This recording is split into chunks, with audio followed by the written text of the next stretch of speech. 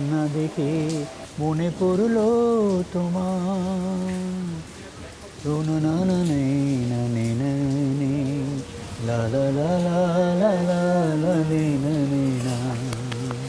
বাহ, দারুণ। কেমন আছেন?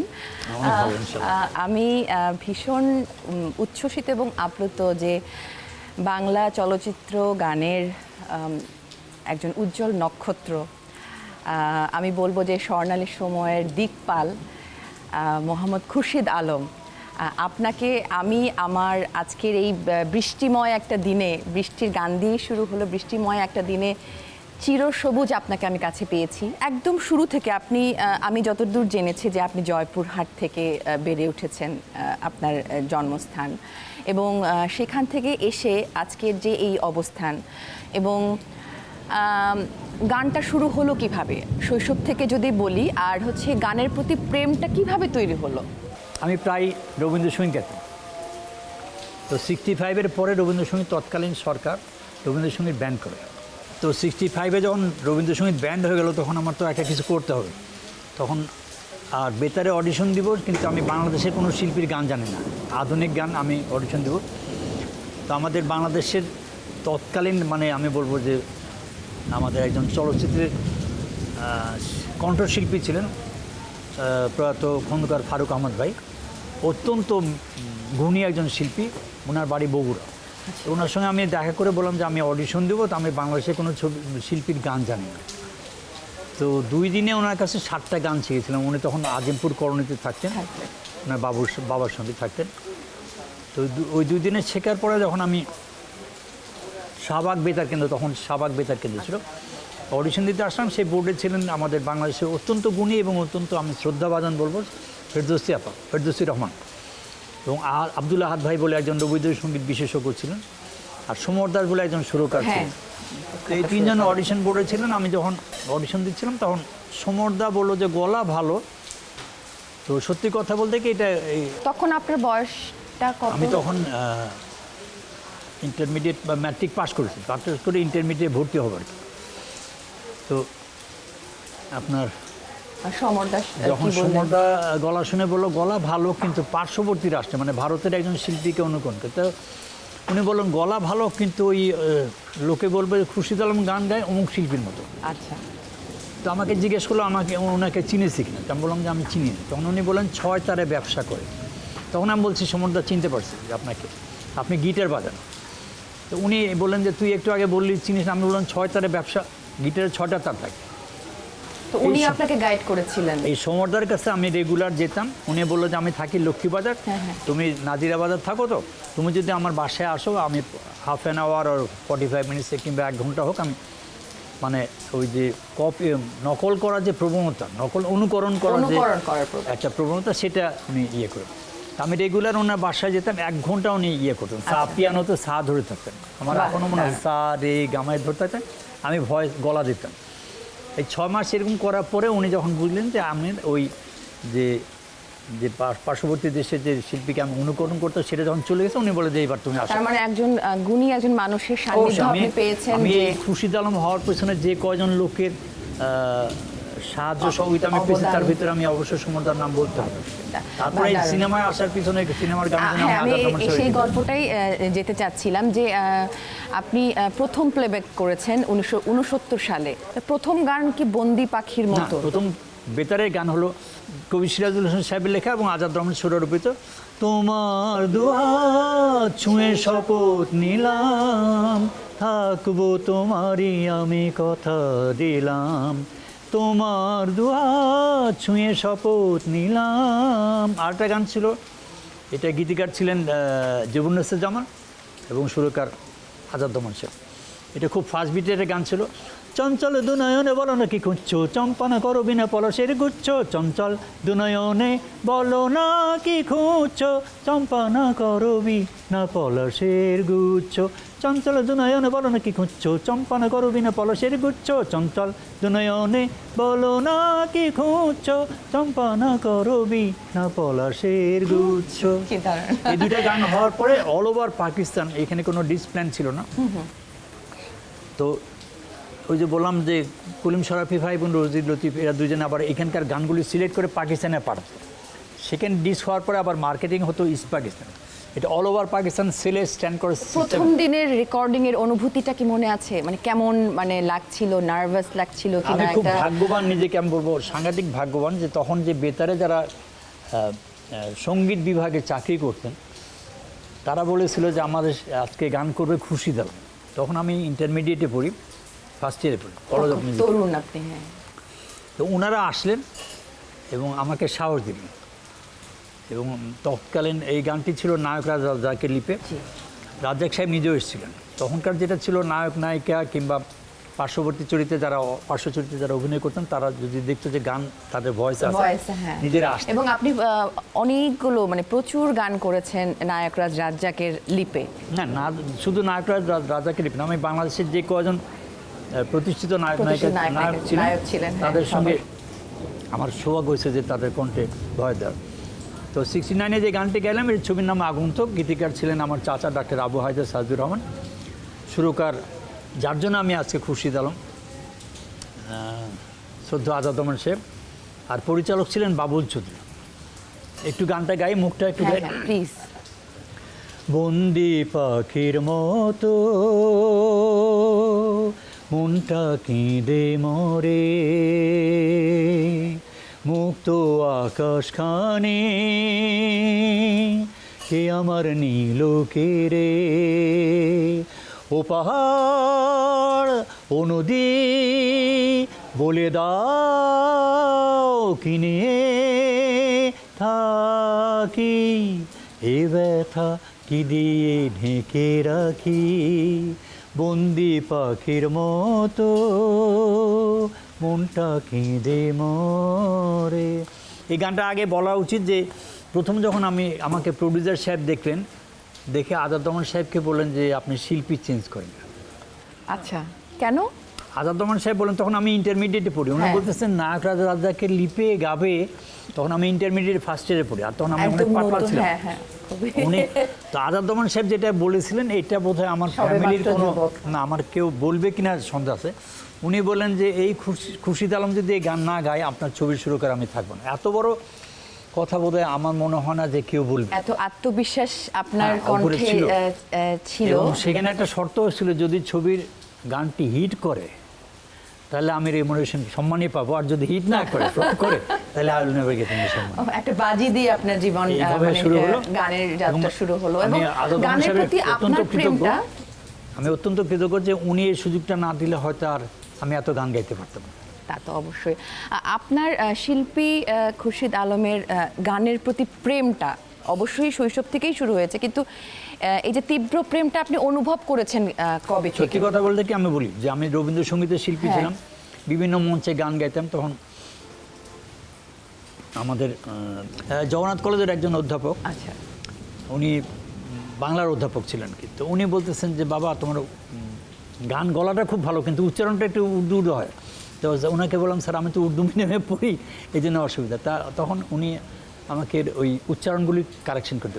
আমি ব্যক্তিগতভাবে মনে করি একটা শিল্পী হওয়ার পিছনে প্রত্যেকটা লোকের কন্ট্রিবিউশন আছে, অনেকগুলো মানুষের, প্রত্যেকটা লোকের কন্ট্রিবিউশন। আমার এই খুরশিদ আলম হওয়ার পিছনে মিনিমাম 10-12 জনের মানে কন্ট্রিবিউশন আমার। অবশ্যই। আচ্ছা, তাদের জন্য আজকে আমি খুশি। মাঝখানে আমি একটা সম্পূরক প্রশ্ন করতে চাই। আমার কাছে মনে হচ্ছে যে আমার সামনে একটা সোনালী সময়ের মানুষ, মানে একটা সময় বসে আছে। তো 80-র দশককে বলা হয় যে বাংলা চলচ্চিত্রের স্বর্ণালী সময়। তো সেই সময় কারেকশন করে দিই, 60 থেকে 90 পর্যন্ত বাংলাদেশের চলচ্চিত্রে আমি বলি না, যে কোনো শিল্পী, সেটা ফিমেল হতে পারে, মেল হতে পারে, কিংবা কোরাস হতে পারে, সলো হতে পারে, যে গানগুলি হচ্ছে চলচ্চিত্রের জন্য, সেটা ওটা বোধহয় আমার মনে হয় আর হবে না। আমার যেটা বিষয় কি চলেছে একা পথে, আরে সঙ্গী হলে দোষ কি তাতে, হার মেনেছে দিনের আলো, রাগলে তোমায় লাগে আরো ভালো। ও সুন্দরী। দারুণ দারুণ, মানে এত চমৎকার, এত কালজয়ী অনেকগুলো গান আপনার ঝুলিতে আছে। আমরা সেই গল্পগুলো শুনবো। চলুন তাহলে একটু বসে এই ধীরে ধীরে হাওয়ায় গল্পগুলো শুনবো।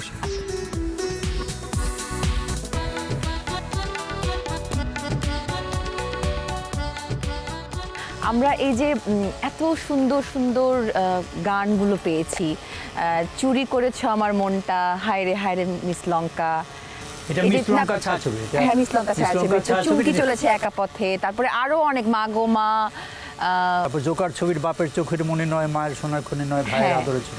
তো এরকম অগণিত জনপ্রিয় গানের অভিজ্ঞতা প্রাপ্তি আপনার জীবনে, আপনার সঙ্গীত জীবনে। তো এই গানগুলো যখন রেকর্ডিং করেছেন বা এই গানগুলোর পেছনের গল্পে নিশ্চয়ই অনেক মজার মজার স্মৃতি আছে, যেটা হয়তো বা শিল্পীদের সাথে সহশিল্পীদের সাথে গান রেকর্ডিং করতে গিয়ে হাসতে হাসতে মরে গেছে, মানে এরকম একটা। যেরকম সমাধির ছবির যে মাগোমা গানটা, এটা আপনি যেটা জিজ্ঞেস করলেন, সমাধির ব্যাপারে বলি। এখন যেটা কর ভবন কাকরাইলে, এখানে ইপসা স্টুডিও ছিল, এটা মালিক ছিলেন সাফার শেখ, ওনার বোন, এবং উনি নিজেও একটা গোষ্ঠীতে জড়িত ছিলেন চিটং থেকে, এটা জিঙ্গা গোষ্ঠী। ওনার বোন নাজমা জামান, উনি ভালো গায়িকা ছিলেন। তো ওই গানটা সত্যতা সমাধির ছায়াছবি সুরকার ছিলেন সত্যতা। তো ওখানে রেকর্ডিং হয়েছিল। তখন আমার এখনও মনে আছে যে রাত্রে 12টা যখন গানটার শেষ হলো, তখন সত্যতা বললো যে তুই এই গান গেয়ে পুরস্কার, চলচ্চিত্রে পুরস্কার যেত না ওইটা। তো আমি সত্যতাকে বলছি, সত্যতা কিছু মনে করি না, আমি পুরস্কার পাওয়ার জন্য করিনি। আমি ব্যক্তিগতভাবে বিশ্বাস করি যে আমার সবচেয়ে উৎসাহ করার কিংবা এই যে গান করার পিছনে যাদের অবদান সবচেয়ে আমার দর্শক শ্রোতারা, ইনারা যদি ভক্ত, যারা ভক্ত আছেন, দর্শক আছেন, শ্রোতা আছেন, ইনারা আমার ইন্সপিরেশন। এবং আমি যতদিন বাঁচবো ততদিন আমি ওনাদেরকে যেন সুস্থভাবে, আমার শরীর যেন সুস্থ থাকে, এটা আমার সবসময় চাওয়া। যে আমি এখন ওই যখন রেকর্ডিং করেছেন সহশিল্পীদের সাথে, নিশ্চয়ই অনেক সময় ধরে রিহার্সেল, প্রস্তুতি। অসুবিধা কি হয় যে আগে যেটা ছিল প্রযুক্তি, আমি বলি আগে তো এসি ছিল, ঠিক আছে, মানে সরি, আমরা যখন গান গাইতাম তখন এসিটা বন্ধ থাকতো।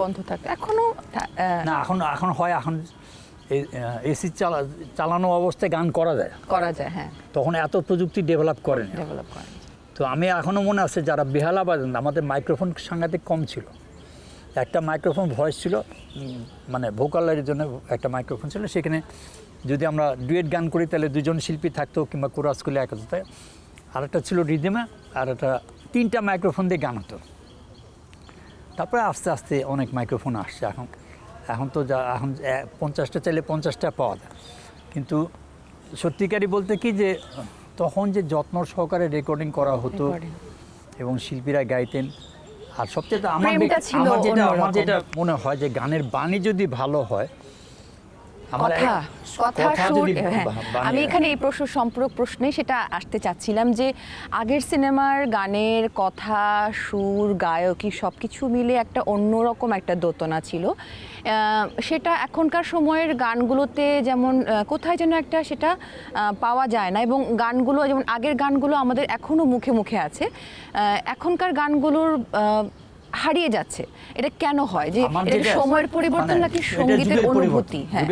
আমার মনে হয় কারণ হলো কি যে আগে যেটা হতো যে পরিচালক কিংবা এডিটার এনারা একত্রেই বসতেন, ঠিক আছে, বসে কি হবে না হবে তারা আগে একটা চিন্তা করে নিতেন যে এই গানে কতটুকু পর্যন্ত তারা মিউজিকের পোষণে কতটুকু কী নায়ক নায়িকাকে দেখাবে কিংবা কী সিনসিনা দেবে, চক আউট করা থাকতো। এখনও চক আউট করা থাকে, কিন্তু এখন যেটা হয় সবই মোবাইলে করে। আর আরেকটা বিষয় মনে হয় আমার কাছে যে গানের দৃশ্যের সাথে আসলে গানের বাণীর একটা মিল ছিল।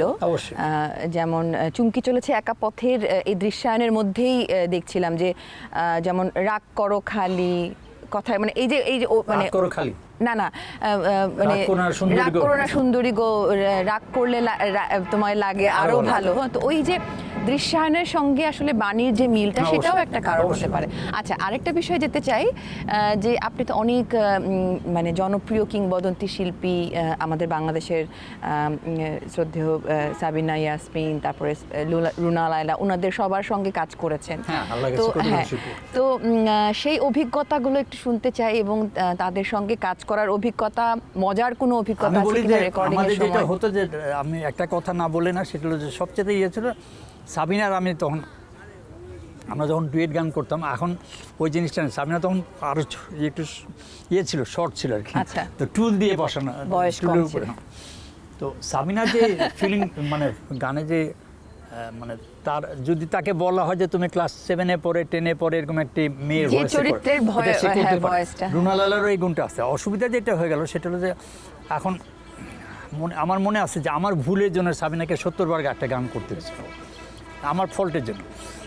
তাতে হয়ে যায় কি যে এখন যে 70 বার একটা গান গাইলে আমার ব্যক্তিগতভাবে মনে করি সব শিল্পী বোধহয় গানটা মুখস্থ হওয়ার উচিত বলে আমি মনে হয়। আর সবচেয়ে ইয়ে হচ্ছে তখন আমাদের যন্ত্র যারা বাজাতেন, যে পিসগুলি বাজাতেন, এই পিসগুলি গাওয়ার জন্য আরও বেশি আকৃষ্ট করত। মানে তখন তো সরাসরি রেকর্ডিং হতো, তো অর্কেস্ট্রা সঙ্গে থাকতেন। ওটার সঙ্গে থাকলে ভালো হয়। এখন মানে অর্কেস্ট্রা সঙ্গে থাকলে আমার কাছে মনে হয় যে সুরের যে মানে এনার্জিটা একসঙ্গে না, তৈরি সবসময় হয়। আমার মনে হচ্ছে যে আমি অনুভূতিটা। এখন কতটুকু স্পিড বাড়াবো, কতটুকু স্পিড কমবো, এটা ঠিক থাকে। আর লয়টা। পরে যেটা অসুবিধা হয় যে ট্র্যাকে করলে আমার যেটা অসুবিধা হয় যে ওই ফিলিংসটা খুব কম থাকে আমার। আমি একটু অন্য টাইপের আর কি। আমি আপনি একজন নিমগ্ন শিল্পী, সেটা আমি আপনি আপনি গান পাগল একজন মানুষ, সেটা আমি এই আড্ডাতে না, শুধু আমি আড্ডার বাইরেও আমি সেটা অনুভব করতে পেরেছি। তো আপনার এই যে দীর্ঘ ক্যারিয়ারে এরকম নিশ্চয়ই অসংখ্য ভক্তের ভালোবাসা পেয়েছেন, পাচ্ছেন। তো এরকম কোনো অভিজ্ঞতা, মজার কোনো অভিজ্ঞতা আছে যে এরকম ভক্তের ভালোবাসার পাগলামি বা বিব্রত হয়েছেন? চাঁদপুরে একটা ফাংশনে গেছি। আচ্ছা আচ্ছা। সেখানে একজন ভদ্রলোক আসেন, উনি অধ্যাপক। উনি বলছেন, খুশি সাহেব আপনি কি গান গাবেন এটা আমার জানা দরকার, তবে আমার একটা অন্য যে গান আছে, এটা বেতারের গানটি উনি যেটা রিকোয়েস্ট করেছেন এটা বেতারের। তা আমি গানটা সত্যি কথা বলতে কি আমি খুব মনে করতে পারি না, যেহেতু বেতারের গান এতটা ইয়ে ছিল না। তো উনি আমাকে করলেন কি যে উনি লিখে দিলেন। তার মানে ভদ্রলোক কত ডিভোটেড ছিল যে উনি গানটা শুনেছেন কিন্তু আবার বেতার থেকে লিখে নিয়েছেন। তো তখন আর ওই ভক্তকে আমি সন্তুষ্ট করার জন্য ওই গানটা ছিল এটা এস এম হেদায়েত সাহেব বলে একজন গীতিকার ছিলেন, আর সুরকার উনি চলচ্চিত্রের সুরকার করেছেন আলী হোসেন সাহেব। গানটা ছিল ওই আঁকা বাঁকা নদীর ধারে ছিল এক কোকিলা বন্ধু, মন দিয়েছি তারে আঁকা বাঁকা নদীর ধারে। তা আমি আল্লাহর কাছে চিরকৃতজ্ঞ যে ভদ্রলোক যখন লিরিক্সটা দিলেন তখন আমি সুরটা পেয়ে গেলাম, এবং আমি সুরটা শুনে আমার যে ভক্ত শ্রোতা ছিলেন অধ্যাপক চাঁদপুরে একটা কলেজে, তাকে আমি অন্তত সন্তুষ্ট করতে পেরেছি। আচ্ছা, এই যে এত গান করেছেন, প্রায় 500 ছবির অধিক ছবিতে সম্ভবত গান মানে করেছেন। আমার টোটাল হিসাবে 500টা একটা 100% কনফার্ম যে 500 ছবিতে, 500 বেশি হতে পারে, 500 ছবিতে আরো অনেক বেশি, অনেক গানের সংখ্যা নিশ্চয়ই অনেক বেশি। অনেক বেশি অবশ্যই। তো এতগুলো গান করেছেন, প্রতিটা শিল্পীর একটা নিজস্ব পছন্দের একটা কাজ বলে মানে থাকে, মানে কাজ থাকে। তো এরকম কোনো গান, মানে এতগুলো গানের ভিড়ে কোনো একটা গান কি আসলে বিশেষভাবে আপনার মনে মানে আলাদা পছন্দের জায়গা করে গান নিয়েছে? আছে, এটা ছবির নাম অশ্রু দিয়ে লেখা। হ্যাঁ হ্যাঁ। এটা মনে থাকার অনেকগুলি কারণ, কারণ যে ভদ্রলোক গীতিকার ছিলেন উনার সঙ্গে কাজ করার সৌভাগ্য হবে এটা আমি কোনোদিন ভাবতে পারিনি। ডক্টর মোহাম্মদ মুনিরুজ্জামান সাহেব, ইনি বাংলার হেড অফ দি ডিপার্টমেন্ট ছিলেন ঢাকা বিশ্ববিদ্যালয়ের, এবং সাংঘাতিক গান লিখতেন আর কি। আর আলী হোসেন সাহেব ছিলেন সুরকার। ছবির নাম অশ্রু দিয়ে লেখা, এটা নায়ক রাজ্জাকের টিপে ছিল। তো নায়িকা ছিলেন সুজাতা। তো তখন হিট ছিলেন নায়িকা সুজাতা এবং নায়ক রাজ্জাক। ও দুটি নয়নের স্বপনে চয়ন নিজের যে ভুলে যায়, তুলনা খুঁজে না পায়, আজ মন রাখা হলো দায়, হায় রে আজ মন রাখা হলো দায়। ও দুটি নয়নের স্বপনে চয়ন নিজের যে ভুলে যায়, তুলনা খুঁজে না পায়, আজ মন রাখা হলো দায়, হায় রে আজ মন রাখা হলো দায়। এই গানটি ভালো লাগে এই জন্য যে এটি আমি স্যারকে অনেক কষ্ট দিয়েছি এবং সুরকার তাকে অনেক কষ্ট দিয়েছি। এই গানটা আপনার পছন্দের গান, মানে অনেকগুলো গানের ভিড়ে এই গানটাকে বিশেষভাবে আলাদা জায়গা দিয়েছেন। দেখুন আরেকটা গান আছে আপনার সমাধি ছাড়ছে মাগমা, ওইটা এক সিকোয়েন্সে ছিল। আবার জোকার ছবিতে একটা গান গেছিলাম, বাপের চোখের মনি নয় মায়ের সোনায় খনি, ওইটার একটা প্রত্যেকটা গানেরই একটা না একটা বিশেষত্ব থাকে অবশ্যই। আচ্ছা, গান রেকর্ডিংয়ের সময় নিশ্চয়ই অনেক মজার মজার স্মৃতি আছে, যেমন আপনারা একসঙ্গে কি সহশিল্পীরা সবাই মিলে? আমাদের যেটা ছিল, এখন যে যারা গান করেন তারা আমার সঙ্গে একমত হবেন যে এখন মাইক্রোফোনের সামনে একটা নেট দেওয়া থাকে। নেট দেওয়ার কারণটা হলো যাতে তালিবস্য, দন্তস্য, বয়খোঁটার, ডয়বেন্দ্র এই সমস্ত যেন ব্লাস্ট না করে শ্বাসটা। হ্যাঁ, না, কারণ এই যে তাতে হয় কি যে আমরা যখন ওই এইটা প্র্যাকটিস করার, যেরকম রুনালালা যখন মাইক্রোফোনে, রুনা কিংবা সাবিনা যাদের অভিজ্ঞতা আছে, রুনালালা তো সাংঘাতিক, একদম সামনে এরকমভাবে ওনার অতুলনীয় ব্যাপার, একদম সামনে গাচ্ছে, কিন্তু তালিবাসও কখনো শিশির মতো হয়ে আসে না কিংবা ব্লাস্ট করে না। তো তখন ওইটা নেটটা ছিল, এখন যেরকম নাই, এখন নেটটা আছে কিন্তু তখন ছিল না। তখন ছিল না, হ্যাঁ। তো আমাদেরকে এটা কষ্ট করে করতে হতো। এটার জন্য আমি বলবো যে যারা ভুল ভ্রান্তি হয়েছে রেকর্ডিং এর সময়, অবশ্যই, সেটা আমার নিয়ে সবচেয়ে- হাসতে হাসতে আপনারা সবচেয়ে বেশি হতো। হ্যাঁ। আমি সবচেয়ে অর্ডারটা আমি রাখতে পারতাম না। যেরকম একটা গান আছে প্রতিনিধি ছাত্র, এটি গীতিকার আপনার বাংলাদেশে অত্যন্ত গুণী এবং অত্যন্ত জনপ্রিয় গীতিকার প্রয়াত গাজী মাজুল আনোয়ার সাহেব এবং সুরকার সত্য শাহ। তার আমি বলি যে সত্য শাহ এবং গাজী মাজুল আনোয়ার সাহেব এই যে জুটি, এই জুটি যে গানগুলি করেছে, তার ভিতরে যদি 100টি গান করে, তার ভিতরে 90টি গানে super duper hit. Super duper hit. এবং রিজনটা হলো যে সত্য শাহ গাজী ভাইয়ের মেন্টালিটি জানতেন, গাজী সাহেব সত্য শাহর মেন্টালিটি, উনি কী জিনিস দিলে খুশি হবে সেটা জানতে পারেন। তো একটা গান ছিল, এটা আমি সাবিনা ইয়াসমিন এবং আমি গিয়েছিলাম গানটি প্রতিনিধি ছবিতে। তো ওইখানে ছিল, যৌবনটা এক প্রেমপত্র, থাকবে না তাতে কোনো শর্ত। ফিমেল একবার বল, তুমি আর আমি, আমি আর তুমি, তুমি আমি, আমি তুমি, দুজনে দুজনকে চিরদিন। এই যে অর্ডারটা না, এটা কিন্তু খুব আমার মানে অর্ডার কখন কে বলবে এটা ভুলে ভুলে যেতেন, হ্যাঁ। সাবিনার কাছে আমি, সাবিনা যার যার সঙ্গে আমি গান করেছি সবার কাছে আমি কৃতজ্ঞ। এই বলে এই এখন বলা তোমার সময় আসছে, এইটা বলতেন সবাই। এটার জন্য আমি ওনাদের কাছে কৃতজ্ঞ যে আমার এত মনে থাকতো না সত্যিকার। আচ্ছা, এখন আমরা একটু যে নারী ভক্তের উন্মাদনা আসলে কতটা অনুভব করেছেন, যে অনেক সময় যে এই যে জনপ্রিয়তার একটা জায়গায় এসে শিল্পী খুরশিদ আলমের জন্য, প্রেমের ব্যাপার তো না প্রেমের ব্যাপার বলবো না, নারী ভক্তরা কতটা জ্বালিয়েছে নারী আপনাকে? ভক্তরা তো অবশ্যই জ্বালাবে। এটা আমি একটা কথা বললেই হবে যে আমি প্রথম যে গানটা করেছিলাম, তোমার দু হাত ছুঁয়ে শপথ নিলাম, এটা আমরা একবার আমি কুমিল্লাতে একটা মেয়েদের কলেজে ফাংশন নিয়ে গেছিলো। আচ্ছা। তো আমার সঙ্গে আমার একটা বন্ধু ছিল, এখন সে ড্যালাসে থাকে, ওর নাম ছিল জিল্লুর রহমান, আমার ডাকনাম হলো প্রিন্স, আমার বন্ধুটার নাম প্রিন্স। আমরা দুই বন্ধু গেলাম, জিজ্ঞেস করতেছে খুরশিদ আলমকে, তখন তো টেলিভিশনে এত দেখার সুযোগ ছিল না। তা আমি ওই আমার বন্ধুকে বললাম যে ও খুরশিদ আলম, তো যত ফিমেল ওই দিকে চলে গেলাম, আমি একলা আরাম করে। তখন আসল টাইমে যখন গানের মঞ্চে যখন ডাকলো, তখন আমি যখন গেছি, তখন মেয়েরা এসে বললো আপনি এরকম করলেন আমাকে নিজে ফ্রি থাকার জন্য। এটা 100% সত্য। এবং সত্যি কথা বলতে আপনি ভক্তদের দলকে পরে আপনি সরিয়ে মেয়েরা খুব দিয়েছেন। রাগ করেছে যে আপনি আমাকে, না হলে তো সবাই আমার সঙ্গে এরকম করতো, আমি গান গাইতে পারতাম না।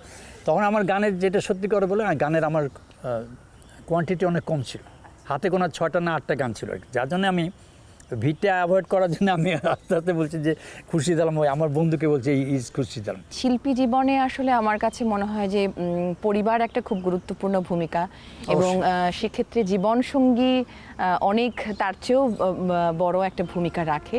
তো আপনার এই দীর্ঘ শিল্পী জীবনের পথ চলায় আপনার জীবনসঙ্গী আসলে আপনার এই শিল্প জীবনে কতটা প্রভাব ফেলেছে, এবং শিল্পী খুরশিদ আলম হয়ে ওঠা এবং পথ চলাতে কতটা পাশে থেকেছে? আমরা যখন, আমি ব্যক্তি মানে জীবনে আমি একটু, বলি যে আমরা যখন গান করি, যে কোনো, সেটা প্রেমের গান হতে পারে কিংবা বিরহের গান হতে পারে কিংবা হাসির গান হতে পারে, যে কোনো গান হতে পারে, ওটা সিনেমার জন্য গাওয়া। সেক্ষেত্রে কি অনুভূতিটা কি আসলে গায়ক হিসেবে আপনি কতটা ধারণ করেন, মানে কিভাবে? আমি যতটুকু, আমি ব্যক্তিগতভাবে বিশ্বাস করি যতটুকু পারা যায় তত চেষ্টা করি।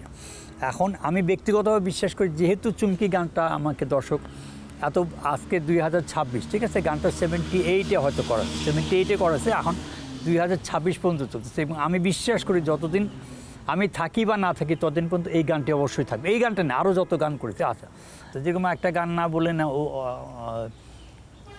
অনন্ত প্রেমের ডুয়েট গান সাবিনার সঙ্গে আমি গেছিলাম, একটা হলো, ও চোখে চোখ পড়েছে যখনই আমি হলে লা লা লা লে লা লা লা লা লা লা লা লা লা লা লে লা রে লা লা লা লা লে লা লে ওই কাল নাগিনী।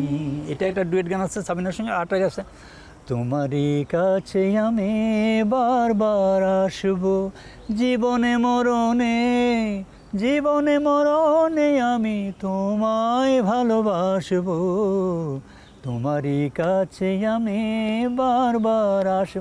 তো এই ডুয়েট গানগুলি না প্রডিউসার যিনি ছিলেন, এটার প্রযোজক ছিলেন নায়করাজ রাজ্জাক। আচ্ছা। তো উনি আমাকে বলতেছেন যে দেখেন আমি ববিতার সঙ্গে অভিনয় করব এবং খালি গায়ে, আমাকে খালি গায়ে আপনি করেন কি না কেন আমার লাভ কি। তো উনি আমাকে মানে আমি যে যে জিনিসটা পেমেন্ট তো দিয়েছিল এবং সঙ্গে যে যে জিনিসগুলি আমি বলছি প্রত্যেকটা উনি করেছিলেন।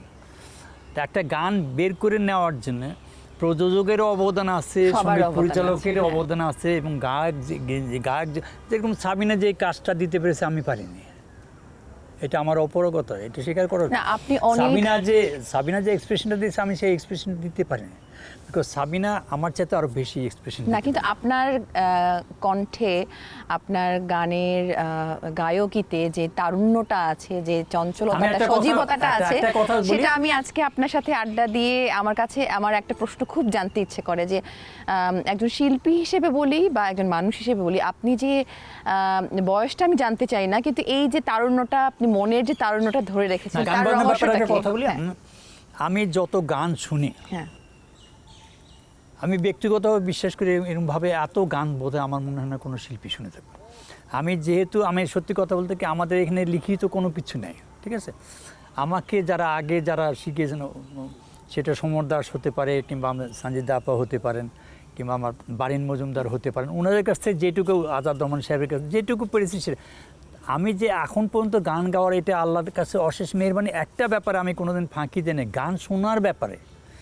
এবং বাংলাদেশ, শুধু বাংলাদেশের শিল্পী না, পৃথিবীর যে কোনো প্রান্তের শিল্পী হতে পারে, এই শোনাটাও কিন্তু খুব দরকার, খুব দরকার, সাংঘাতিকভাবে দরকার। আমি নতুন প্রজন্মকে বলবো যে যত বেশি শুনবে তত বেশি নিজে ভালো গায়কের দিক দিয়ে ডেভেলপ করবে। চেনা চেনা লাগে তবু অচেনা, ভালোবাসো যদি কাছে এসো না। চেনা চেনা লাগে তবু অচেনা, ভালোবাসো যদি কাছে এসো না।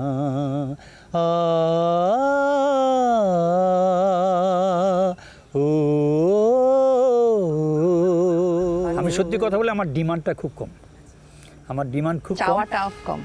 আমার চাওয়াটা অনেক কম, যাতে আমি সবচেয়ে ব্যক্তিগতভাবে বিশ্বাস করি আমার এই গান ছাড়া আমি সেকেন্ড কোনো জিনিস আমি জীবনে কোনোদিন চিন্তা করিনি যে আমার কেন এটা হলো না, আমার কেন এটা হবে না, কেন এটা হওয়া উচিত বলে এটা আমি করিনি। আমি গান নিয়েছিলাম যে গানে কতটুকু আমি কতটুকু, তা আমি আল্লাহর কাছে অনেক অনেক কৃতজ্ঞ যে আল্লাহ পাক আমাকে এই 80 বছর বয়সে পর্যন্ত এখনও যে আমি সুস্থভাবে চলাফেরা করতে পারতেছি, গান করতে পারতেছি, এটা অল ক্রেডিট গোস টু আমার মানে দর্শক শ্রোতাদের। তো সেক্ষেত্রে কি আপনার এরকম যখন গানটা শুরু করেছিলেন তখন কি কখনো একবারও মনে হয়েছিল যে আপনি এভাবে একটা দীর্ঘ ইতিহাসের অংশ হয়ে যাবেন? ইতিহাস করলাম কি না কোনো, এটা আমি যখন রবীন্দ্রসঙ্গীত গিয়েছিলাম তখন আমি এতটুকু ভাবি নাই যে আমি এতটুকু আসবো, এতদিন পর্যন্ত গেছে। তবে আমি এখন সবসময় বলি যে আমি যাই করি তাই করে আমি গান গাইতে গাইতে যেন আমার যেন শরীর স্বাস্থ্য এমনভাবে থাকে যেন আমি যতদিন বাঁচবো ততদিন যেন সুস্থভাবে গান গাইতে পারি, এটা আমার মানে আল্লাহ পাকের কাছে চাওয়া। আজকে না হয় ভালোবাসো আর কোনো দিনে নয়, ওই প্রেমের দরজা খোলো না, কাল কি হবে জানি না। আরে আজকে না হয় ভালোবাসো আর কোনো দিনে নয়, ওই প্রেমের দরজা খোলো না, কাল কি হবে জানি না। আরে আজকে না হয় ভালোবাসো আর কোনো দিন নয়। এটার সাথে সম্পূরক প্রশ্নটা হচ্ছে, আমার খুব জানতে ইচ্ছে করছে, অসংখ্য নারী ভক্তের হৃদয়ের প্রেমের দরজা আপনি খুলে দিয়েছেন। আপনার জীবনে মানে প্রেমের গল্পটা শুনতে চাই, এবং কতগুলো প্রেম এসেছে জীবনে? না, আমি সত্যি কথা বলি, আমার প্রেম তো সবারই জীবনে আসে, কারো হয়তো ব্যর্থ হয়, কেউ হয়তো সাকসেস হয়। আমি বলি আমার প্রেম যে আসে নাই তা না, কিন্তু সেটা আমার ওয়াইফ, একদম সরাসরি বলি, যাকে জীবনসঙ্গী করেছেন। হ্যাঁ অবশ্যই। আর ওর যেটা ইয়ে ছিল, গিটার বাজতো, হাওয়াইন গিটার বাজতো, কোনো এক টাইমে বাজতো, এবং একটু সুর গান ছিল জন্য এখন পর্যন্ত আমার সঙ্গে একই সঙ্গে আমরা এই পর্যন্ত আসছি, এবং বিশ্বাস করি আমার একই সাথে থাকবে। সেই সাপোর্টটা নিরন্তরভাবে পেয়ে যাচ্ছেন নিশ্চয়ই। এবং আমার কাছে আমার প্রশ্নটা এখানে যে জানতে চাওয়াটা এখানে যে যেহেতু বলছেন যে সুর জ্ঞানটা জানা আছে উনার, তো সেক্ষেত্রে কতটা সাপোর্ট আপনি আসলে একজন শিল্পী হিসেবে পান? আমি সত্যি মানে কথা সমালোচনার জায়গা না, আমি বলি যেটা হলো যে শান্ত, প্রত্যেকেরই একটা ভয় ভীতি থাকে, ঠিক আছে? ভয় ভীতি মানে কি, আমি বলি যে আমি যা করি সেটা আমার ওয়াইফের সঙ্গে আলোচনা করে করি। আচ্ছা, কারণ আমি চাই যে ইন্ডাস্ট্রিতে আমরা যেন আসছি, আমাদের সুনাম নিয়ে যেন আমরা যেতে পারি। এটা আল্লাহ পাকের কাছে চাওয়া আমার প্রত্যেকে, যারা অভিনয় করেন কিংবা যারা গান লেখেন, সুরকার, গীতিকার, সঙ্গীত শিল্পী, প্রত্যেকেরই একটা বাসনা থাকে যেন আমি আসছি স্মুথলি এবং আল্লাহ পাক যেন আমাকে সহি সালামতে নিয়ে যায়। এবং এইটা আমিও বিশ্বাস করি, যার জন্য আমার ওয়াইফ যদি এত মানে সাপোর্ট না দিত তাহলে হয়তো এত গান গাওয়ার সুযোগ আমি পেতাম না। বাহ, কি দারুণ। শিল্পীর জীবনে আসলে আমার কাছে মনে হয় পাশে থাকা মানুষটির সহযোগিতাটা খুবই জরুরি এবং সেটা আপনি পেয়েছেন। এই যে ব্যক্তি জীবনে ব্যক্তি খুরশিদ আলম এবং শিল্পী খুরশিদ আলমের মধ্যে তো একটা পার্থক্য নিশ্চয়ই আছে, তো সেটা পরিবার জীবনে আপনি কিভাবে মেনটেন করেছেন? আমি যখন বাসায় থেকেছি, আমি অনেস্টলি একটা কথা বলি, বাসায় যখন থাকি তখন কিন্তু আমি যে শিল্পী খুরশিদ আলমটা, ওইটা আমি খোলসটা বাইরে রাখতে চাই। হ্যাঁ, ওইটাকে আর ভিতর মানে বাসার ভিতরে আনতে চাই। ব্যক্তিগত জীবনে আমি চাই যে আমার ছেলে, আমার মেয়ে, যে দুটি মেয়ে আছে, এরা যেন সুখে শান্তিতে সবাইকে সব পড়ালেখা করে যেন নিজেরা প্রতিষ্ঠিত হতে পারে, এটা আমি চেষ্টা করেছি। কতটুকু সাকসেস হয়েছে এটা আল্লাহ পাক ছাড়া কেউ বলতে পারবো না। আমি ব্যক্তিগতভাবে বিশ্বাস করি যে আমার ওয়াইফ আমাকে যদি সহযোগিতা না করতো তাহলে হয়তো এত দূর পর্যন্ত আসা সম্ভব ছিল না, সেটা সাংসারিক জীবনে হোক, গানের জীবনে হোক, প্রত্যেক ক্ষেত্রে আমি ওনার কাছে অত্যন্ত। কিন্তু এই গানগুলোর জন্য এই যে এত কোটি মানুষের হৃদয়ে আপনি জায়গা করে নিয়েছেন, ভালোবাসা পেয়েছেন, তো এই ভক্তদের ভালোবাসায় কি কখনো আপনি বিব্রত হয়েছেন? বিশেষ করে নারী ভক্তদের পাল্লায় পড়েছেন কখনো? না, সত্যি কথা বলি, তখন আমি আমাদের যুগের কথা বলতেছি, তখন যেটা ছিল সেটা হলো যে সবটার ভিতরে একটা পবিত্র ভাব ছিল। সেটা প্রেমের ক্ষেত্রে হতে পারে, গানের ক্ষেত্রে হতে পারে, কিংবা একজন নারী ভক্ত হয়তো আমাকে পছন্দ করে গানের জন্য, তাই না? আমার গাওয়া গানটাকে ভালোবাসা, এটা অবশ্যই থাকা উচিত বলে আমি মনে করি। তবে এমন কিছু যেন না হয়, যেন আমার ক্যারিয়ার যেন নষ্ট না হয়। আচ্ছা, এই যে দীর্ঘ সময় পার করে এসেছেন, সঙ্গীত জীবন, ব্যক্তি জীবন সব কিছু মিলিয়ে, সেখানে কি কোনো অপ্রাপ্তি, অপূর্ণতার অনুভূতি কাজ করে? আমি যদি এখানে একটু যোগ করি যে আপনি অনেকগুলো পুরস্কার ইতিমধ্যে পেয়েছেন, আপনার সম্মাননা পেয়েছেন। 2018-তে আপনি চ্যানেল আই আজীবন সম্মাননা পেয়েছেন, 2017-তে, 18-তে পেয়েছেন 21 পদক, 19-এ পেয়েছেন সিটি ব্যাংক মিউজিক অ্যাওয়ার্ড। তো আপনার কাছে কি কখনো এরকম মনে হয়েছে যে জাতীয় পর্যায়ে? আমি একটা সত্য কথা বলি, সেটা হলো যে আমি 21 পদক যেটা পেয়েছি, এটা কিন্তু এটা জাতীয় পর্যায়ে দুটি পদক দেওয়া হয়, একটি হলো স্বাধীনতা পদক, আর হলো 21 পদক। 21 পদকটা পেয়েছি আমি শুধু সঙ্গীতের উপরে, কিন্তু আমি সিনেমাতে যে গান করছি, একজন শ্রোতা আমাকে জিজ্ঞেস করেছিল যে আপনার মনের ব্যথা। আমার ব্যথা, দুঃখ ব্যথা এটা পাই না, কারণ আমি জানি যে এই দেশটা যারা বিচারক থাকেন, যারা কমিটিতে থাকেন, সিলেকশন কমিটিতে থাকেন, তাদের চোখে হয়তো আমার হয়তো গ্রহণযোগ্যটা হয়নি। যার জন্য আমি এখন পর্যন্ত যে এই যে বেস্ট সিঙ্গার অ্যাওয়ার্ড যেটা পায়, সিনেমাতে গান করে পেয়েছে, কিংবা একটা গানের জন্য, যেরকম সত্যতা আমাকে বলছিল সমাধি ছবিতে মা গো মা যে গানটা আছে, এটার জন্য পুরস্কার পাবো। আমি সত্যতাকে বলছি এই পুরস্কার পাওয়ার জন্য আমি গান গান। আবার সুবলদা ছিল, একটা লালু হলুদ ছবিতে গান গাওয়াছিল, 5টা গান আমাকে দিয়ে গাওয়াছিল, বলে তুই একটা গানে পাবি। তো এটা প্রায় নাই কেন, সেটা একমাত্র যারা কমিটিতে ছিলেন তারাই জানেন। আর না পেলে যে আমি গান বন্ধ করে দিব, এই টাইপের লোক আমি না। আচ্ছা, না সেক্ষেত্রে কখনো এরকম অনুভূতি হয়েছে, অভিমানী অনুভূতি তৈরি হয়েছে যে আপনি যে পর্যায়ে? আমি গানের জায়গায় গানকে রাখি, আমি বলি গানের জায়গায় গানকে রাখি, অভিমানের জায়গায় অভিমান রাখি। গান আর অভিমান একত্রিত করতে চাই না, কারণ করলেই আমি যখন দেখবো যে একটু মেন্টালি ডিপ্রেস হয়ে গেছে, তখন দেখা যাচ্ছে আমি আর ভালো গান গাইতে পারতেছি না। এটা আমার ব্যক্তিগত অভিমত। মানে প্রাপ্তির জায়গাটা আরো বেশি হয়তো বা প্রাপ্য ছিল আপনার, সেরকম কখনো মনে হয়েছে? না, ওটা না। বাহ, দারুণ। কারণ দর্শক শ্রোতা যারা গানের ভক্ত, তারা কোনোদিন আমার সঙ্গে কি বলবো যে না, আমি এটাই বলতে চাচ্ছিলাম যে আপনার জন্য আসলে কোটি দর্শকের শ্রোতাদের ভালোবাসাটাই আসলে অনেক মানে বড় তাদের প্রাপ্তি দোয়ায়, আপনার তাদের জন্য। প্রত্যেকটি লোকের দোয়ায় আজকে এখন পর্যন্ত আমি সুস্থভাবে চলাফেরা করতে পারতেছি, গান গাইতে পারতেছি। আপনার এই তারুণ্যের রহস্যটা জানতে চাইবো। আবার ওই তারুণ কারণ সেই তারুণের রহস্যটা রহস্য আমি যেটা মনে আমি করি, বয়সটা উল্লেখ করতে চাই না, না না মনের বয়স সেটা বয়সটাই সবাই জানে, আমি এখন 80-তে আছি। তো 80 বছরে যেটা হয় সেটা হলো যে প্রত্যেকেরই একটা ডিপ্রেশন আসে বলে মনে হয়, ফিজিক্যালি আনফিট হয়। আমি তো আল্লাহর কাছে কোটি কোটি শুকরিয়া যে যারা দর্শক শ্রোতা আমার আছেন তারা দোয়া করেছেন যে না এখন পর্যন্ত আমি সুস্থ আছি, এবং আল্লাহ পাক চাচ্ছেন জন্য আমি এই পর্যন্ত আসতে পারছি। আমরাও সবাই চাই আপনি এমনই প্রাণবন্ত থাকুন, এমনই চিরতরুণ অবশ্যই, থাকুন। ঈদের আয়োজন, যেহেতু ঈদের গল্পে আমরা যেতে চাই যে ছোটবেলার ঈদ নিশ্চয়ই একটা নস্টালজিক একটা অনুভূতিতে আপনাকে ফিরিয়ে নিয়ে যাবে।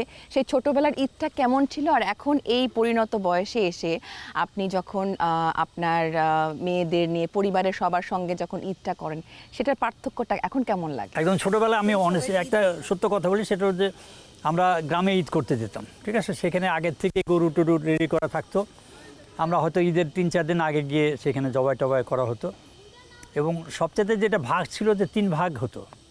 একটা হলো যারা একদম কিনতে পারে না, মাংস কিনতে পারে না, তাদের জন্য একটা ভাগ, আর শরিক বলে পাড়ায় যারা থাকেন কিংবা গ্রামের যারা যে সমস্ত যারা কিনতে পারে না তাদের একটা, আর নিজেদের ভাগ, 3 ভাগে ইয়ে করে 2 ভাগ বিতরণ করা হতো, 1 ভাগ নিজেদের রাখার।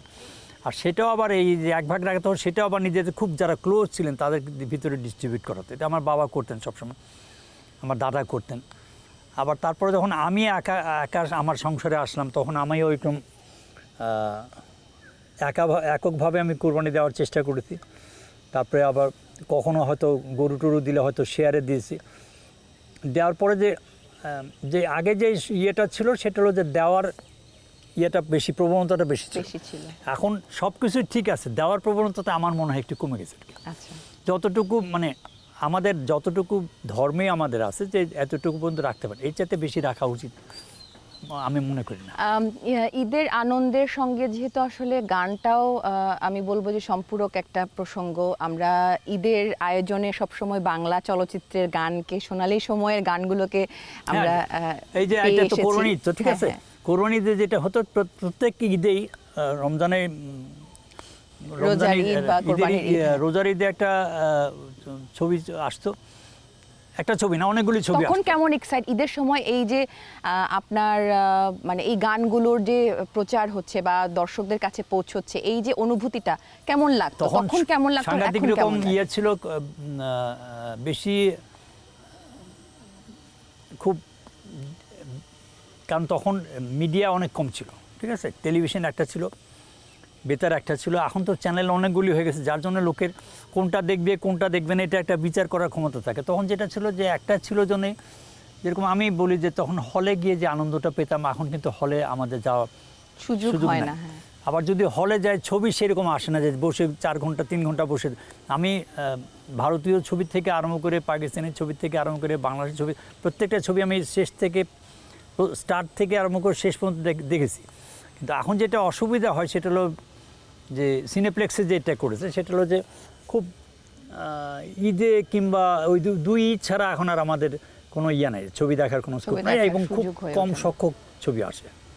আচ্ছা, আপনার যখন আমি আগের কথাতেই ফিরে যাচ্ছি, আপনার যখন একটা গান, আপনার গাওয়া গান যখন সুপার ডুপার হিট হতো, দর্শকদের কাছে মানে পৌঁছাতো, তখন আপনার গায়ক হিসেবে আপনার অনুভূতিটা কেমন লাগতো? আমি একটা ছবির কথা বলি, যে আমি প্রথম গানটা যখন গেয়েছিলাম বন্দি পাখির মতো, তো তখন আমরা প্রায় 10-12 জন আত্মীয় স্বজন মিলে এই ছবিটা আমরা দেখেছিলাম। আমি আগে দেখেছি, তারপর আবার আত্মীয় স্বজনকে নিয়ে দেখেছি, কারণ তখন ছবির যে কাহিনী ছিল সেই কাহিনীগুলি ফ্যামিলির মা বাবা দাদা দাদি চাচা চাচি ফুপু ফুপুয়া সবাইকে নিয়ে একত্র দেখার উপযোগী ছিল। অবশ্যই। এবং এখন যে একদম খারাপ ছবি হচ্ছে এটা আমি বিশ্বাস করি না, অবশ্যই ভালো হচ্ছে কিন্তু সংখ্যায় অনেক কমে আসছে। সামাজিক ছবির প্রচলনটা বেশি ছিল। কাহিনী মানে রবীন্দ্রনাথ কিংবা কবি নজরুল ইসলাম কিংবা কোনো উপন্যাসিকের উপন্যাস নিয়ে এরকম কোনো কাহিনী এখন পর্যন্ত এরকম হয়নি। যেরকম আমি কিছু গান করেছি, আপনার চাপাডাঙ্গার বউটা ছবিটা, এটা ইন্ডিয়ান একজন রাইটারের নামটা মনে করতে পারতেছেন, ওরা লেখা আর কি। তো সেখানে কিছু গান ছিল। একটা গান আমার খুব হয় যে একটা গেয়েছেন পান্নালাল ভট্টাচার্য বলে একজন সঙ্গীত শিল্পী, অত্যন্ত গুণী এবং অত্যন্ত জনপ্রিয় শিল্পী ছিলেন। চাঁপাডাঙ্গার বইটা নায়করাজ রাজ্জাক প্রযোজিত ছবি এবং ওনার ছেলে এটাতে অভিনয় করেছেন। সেখানে একটা গান আছে, এই গানটা গাওয়ার চেষ্টা করতেছে। মা আমার সাধনা মেটিল, আশা না পুরিল, সকলি ফুরায়ে যায় মা। আমার সাধনা মেটিল, আশা না পুরিল, সকলি ফুরায়ে যায় মা। জনমের শোধ ডাকি গো মা তোরে, কোলে তুলে নিতে আয় মা। সকলি ফুরায়ে যায় মা, আমার সাধনা মেটিল, আশা না পুরিল, সকলি ফুরায়ে যায় মা। একটা কথা বলি, মা নিয়ে আমি খুব কম যদি হয় তাও 50টা ছবিতে গান করেছি। আচ্ছা, জীবনের এই প্রান্তে এসে কি এরকম স্বাদ মেটেনি, এরকম কোনো অনুভূতি কি আসলে আপনাকে পোড়ায়? আমি সবার কথাই বলি, আমাদের স্বাদ মেটানোর মতো লোকের শেষ নাই। শিল্পীদের তো একটা অতৃপ্তি থেকেই যায় কাজের জায়গাটা, কম বেশি থাকে। আমারও যে নাই সেটা না, তবে অত নাই। আমি অল্প, কেউ অল্পে সন্তুষ্ট হয়, কেউ বেশি পেয়েও সন্তুষ্ট হয় না, আমি অল্পে সন্তুষ্ট।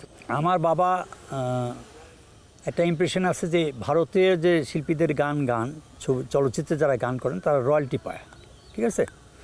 তা আমার বাবা কেল সাইগল সাহেবের ভক্ত। সেখান থেকে রফি সাহেব কিংবা মুকেশ সাহেব, মান্না দে সাহেব, প্রত্যেকেরই একটা রয়্যালটি পাওয়ার আছে, সিস্টেম আছে ভারতে। কিন্তু একই অবস্থা এখন আমার বাবা জানে, আমার বাবা মারা গেছেন, মারা যাওয়ার আগ পর্যন্ত জানতেন যে আমার ছেলে গান গায়, সিনেমাতে অনেক ছবিতে গান করেছে, তাতে রয়্যালটি পায়।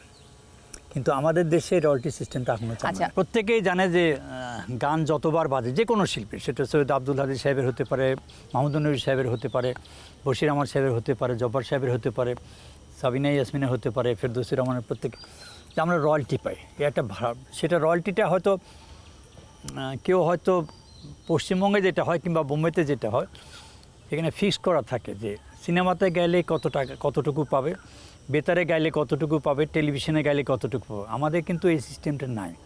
এবং এটা একটা বলে রাখা ভালো যে আমাদের নতুন সরকার আসছেন, আমি অনুরোধ করবো এই সরকারকে যে ওনারা সব কিছু দেখছেন, কিন্তু আমাদের যারা চলচ্চিত্রে গান করেন, গান লেখেন, সুর যারা করেন, যারা যন্ত্রশিল্পী, তাদের দিকে একটু তাকানো উচিত বলে আমি বিশ্বাস করি।